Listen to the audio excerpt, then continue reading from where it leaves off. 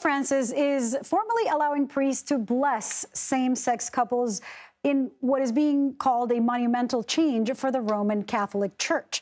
The Vatican today included this in a new document that insists people seeking God's love and mercy should not be subject to, quote, an exhaustive moral analysis to receive it. But the document reaffirms that marriage is a lifelong sacrament between a man and a woman, and so it's not like priests can bless marriages or civil unions. So to expand on this, Joshua McElwee joins us now. He's the news editor for the National Catholic Reporter. Joshua, this is a new rule, and it's perhaps a massive step, depending on where you're seeing it, in the Pope's efforts to be more welcoming to the LGBTQ plus community. But it doesn't amend the Church's doctrine about marriage. So what should people make of this announcement? How relevant is it? And just specifically, in what contexts do same-sex couples benefit from this new announcement? Yeah, I think any way you look at this, it's a pretty monumental step forward.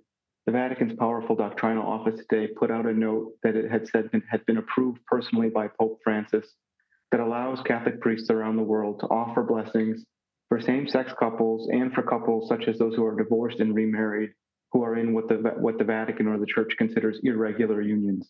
The Vatican said there are a couple conditions here. They still want to maintain the difference between sacramental marriage, which the Church teaches is between one man and one woman. And they're saying that these blessings cannot kind of resemble marriage, but they can be offered to couples asking for God's help or God's assistance. And the Vatican took a very open tone, saying that the asking of a blessing is the asking for God to help a person in their life. And so what we're seeing here is a very open, very dialogical method of the Church and of Pope Francis, who has kind of framed a church of welcome, of openness, of encounter. I mean, very open, I guess, depends on who you ask. I know a lot of Catholics in same-sex relationships who would like to see a lot more openness, but it's certainly a step. It's been 10 years since we have had Pope Francis.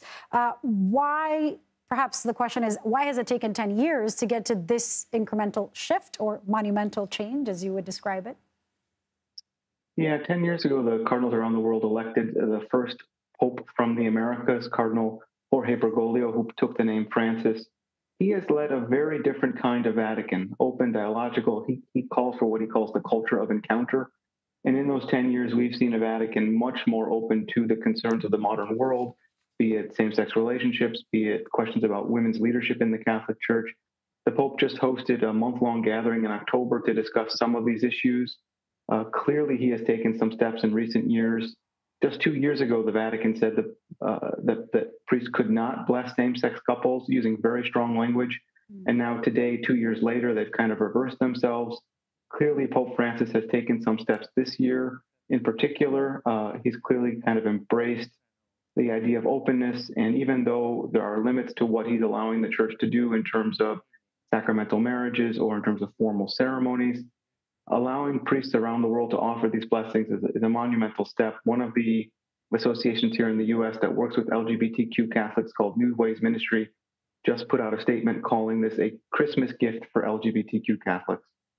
I'm curious, I'm not sure that I understand kind of, and for people who maybe are not Catholics, what would be the difference between blessing a same-sex couple versus blessing a union or actually performing a marriage?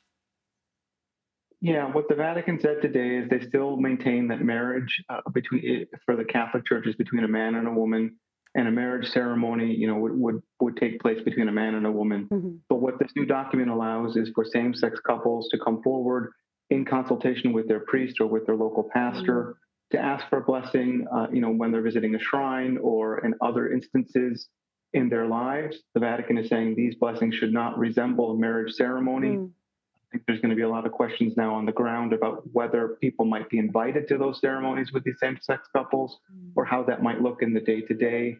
But right now, there's a clear opening in terms of allowing these blessings to take place. Yeah. And you mentioned that it also includes for divorced people?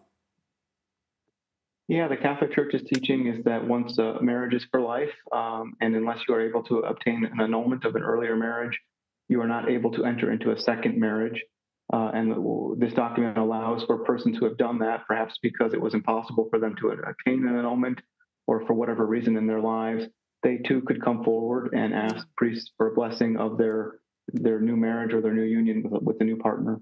Yeah, and I understand the Catholic Church has also facilitated to a certain degree annulments. How do you expect the Roman Catholic churches across the U.S. to react or respond to this?